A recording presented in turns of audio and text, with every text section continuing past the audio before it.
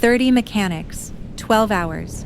One $2.5 million custom Indian motorcycle completely dead. The silence in that garage was deafening. These weren't amateurs. These were the best wrench turners in 3 states, and every single one of them had given up. Marcus Steele Patterson, the Hells Angels road captain who owned the bike, stood against the wall with his arms crossed. His patience had run out 6 hours ago. The bike wasn't just transportation. It was a rolling piece of history worth more than most people's houses. That's when he walked in. A 19-year-old kid with grease-stained sneakers and a reputation for being too smart for his own good. "I know what's wrong with it," he said. 30 pairs of eyes turned to look at him like he'd just spit on the floor. What happened next didn't just save a motorcycle.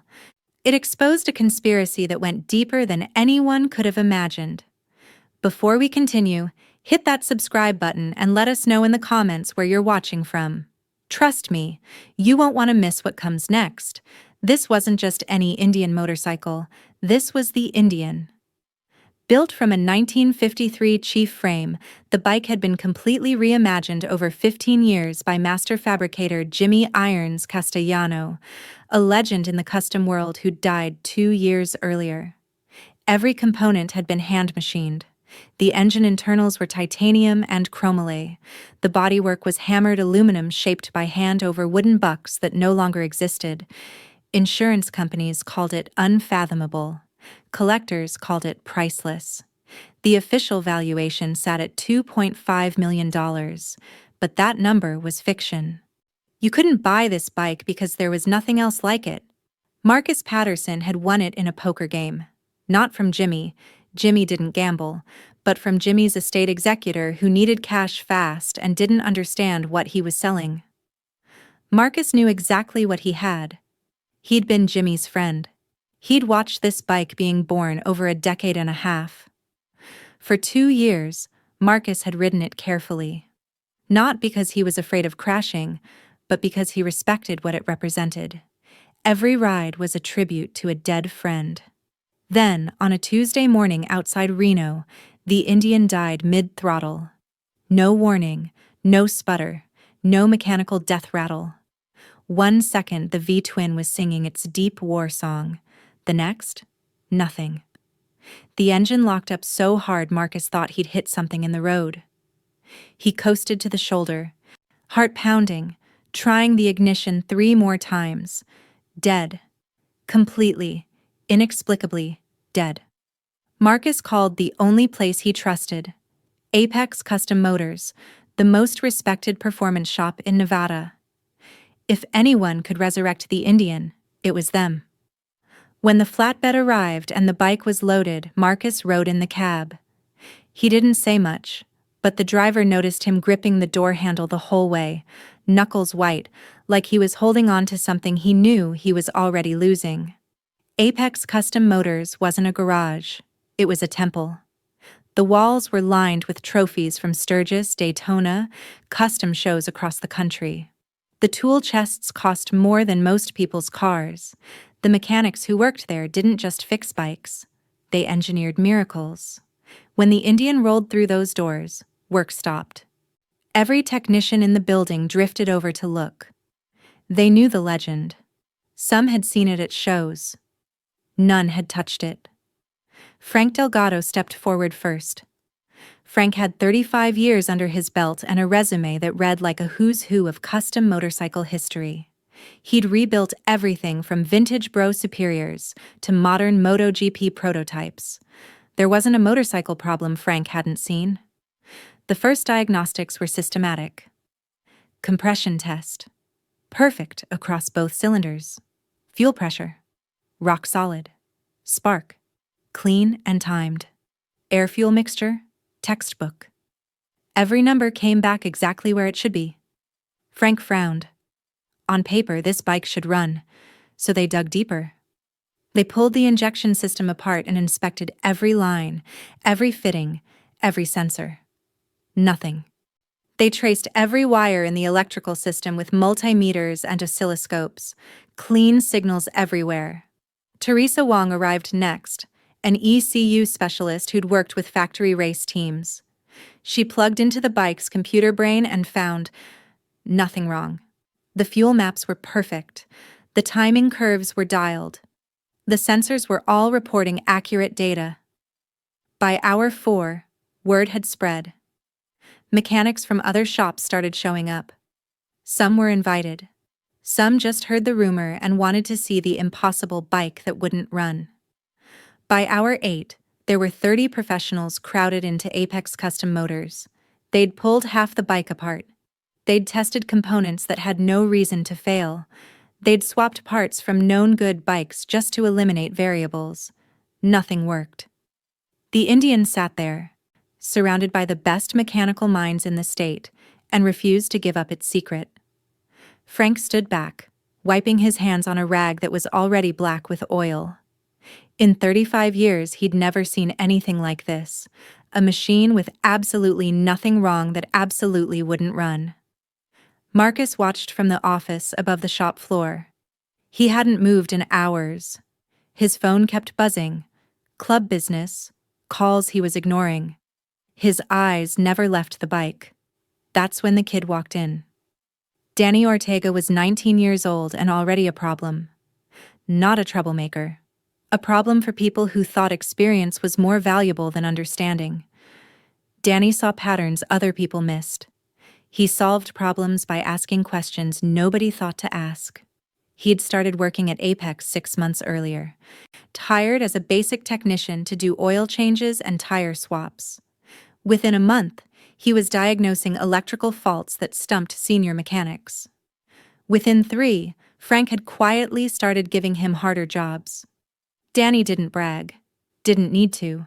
His work spoke for itself. But 30 mechanics failing on the same bike? That was a pattern. And patterns meant something.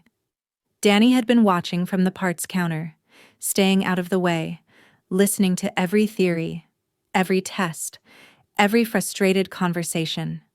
He'd heard Frank mention the ECU, heard Teresa talk about perfect sensor data, heard someone say, "Everything's reading normal." That's what bothered him. Too normal. Modern performance bikes are temperamental.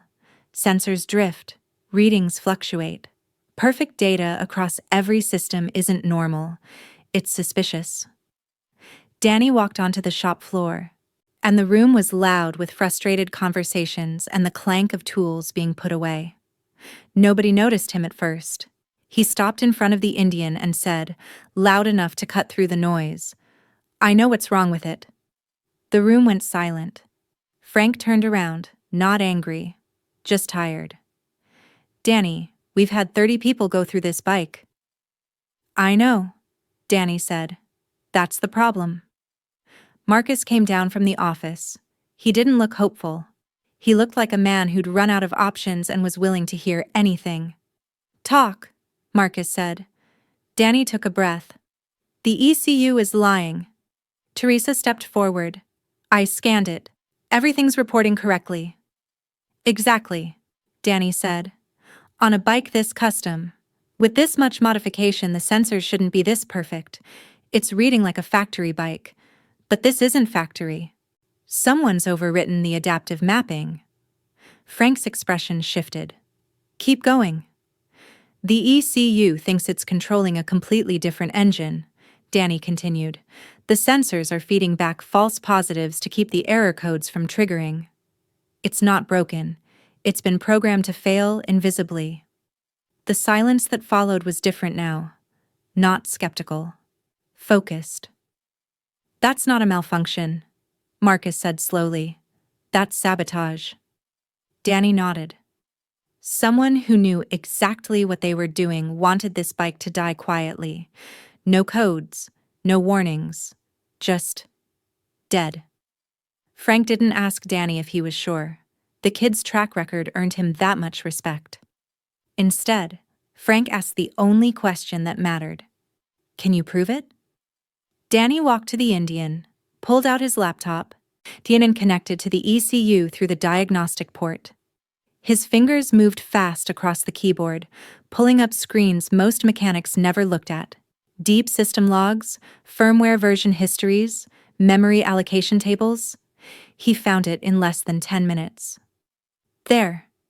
Danny turned the laptop so everyone could see. The firmware was flashed 4 weeks ago, but look at the digital signature. It doesn't match Indian Motorcycle's authentication key. This is custom code made to look factory. Teresa leaned in, eyes narrowing. That's incredibly sophisticated. Whoever wrote this knew exactly what they were doing. There's more, Danny said. He pulled up another screen.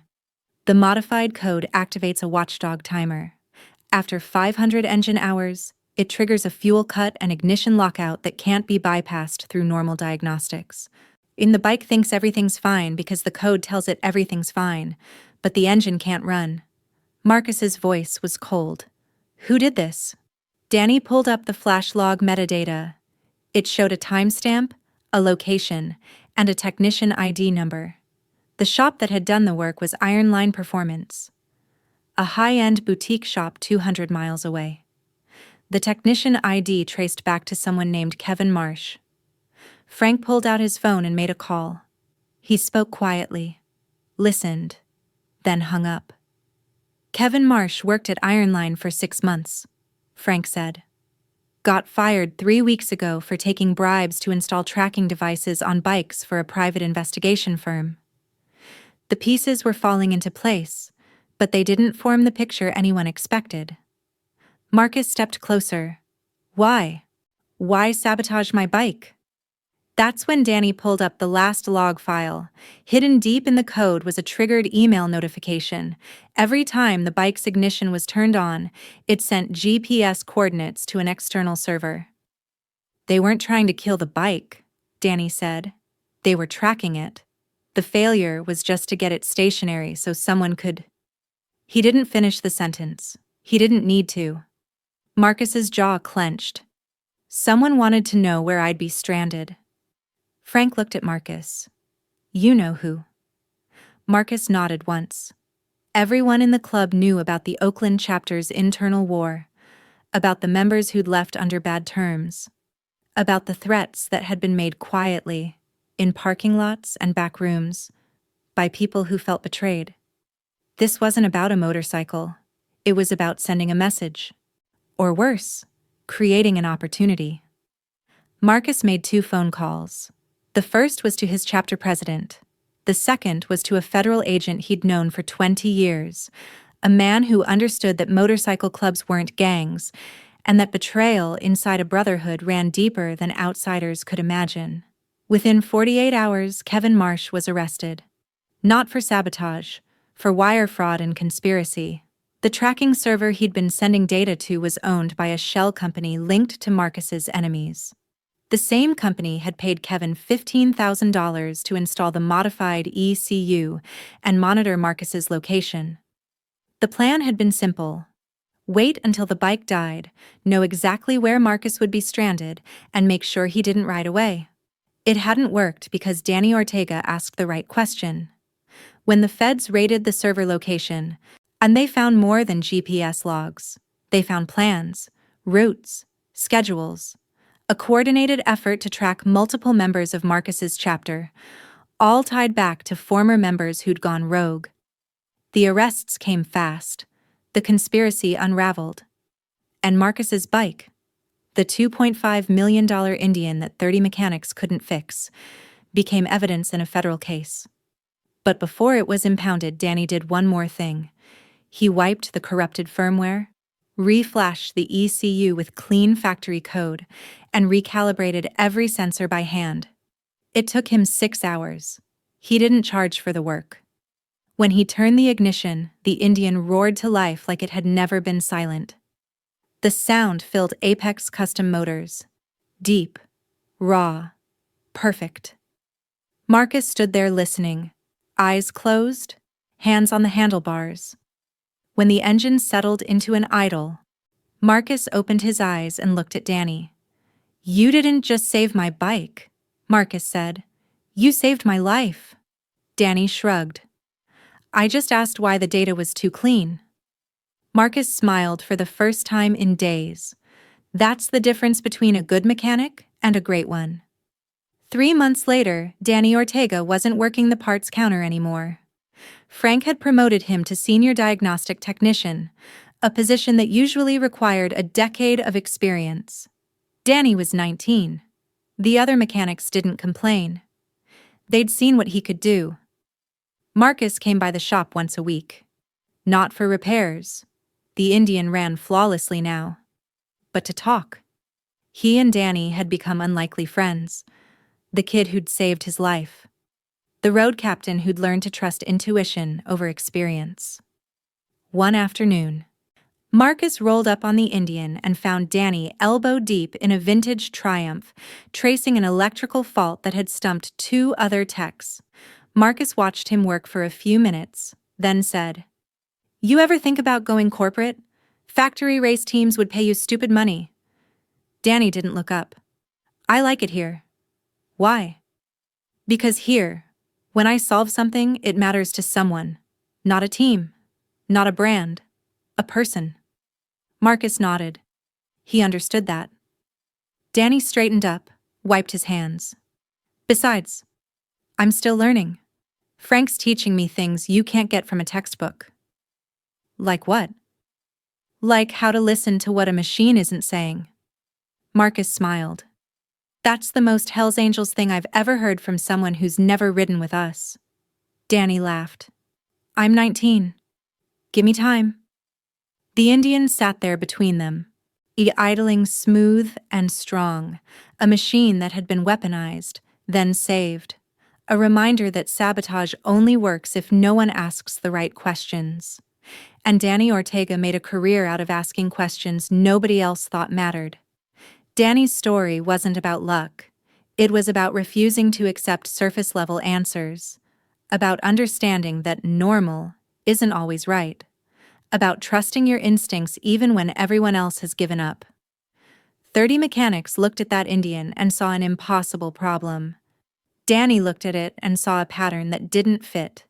That's the difference between working on machines and understanding them. Greatness doesn't come from experience alone. It comes from curiosity. From asking why when everyone else is asking how. Danny didn't just fix a $2.5 million motorcycle. He exposed a conspiracy, saved a life, and proved that sometimes the youngest person in the room sees furthest. If this story inspired you, subscribe to this channel. Share it with someone who needs to hear that age doesn't define ability. Insight does. And ask yourself, what problem are you ignoring because everyone says it's unsolvable? Because Danny proved that the impossible just needs someone brave enough to ask the right question. Keep watching, keep questioning, and never accept that something can't be done just because no one's done it yet.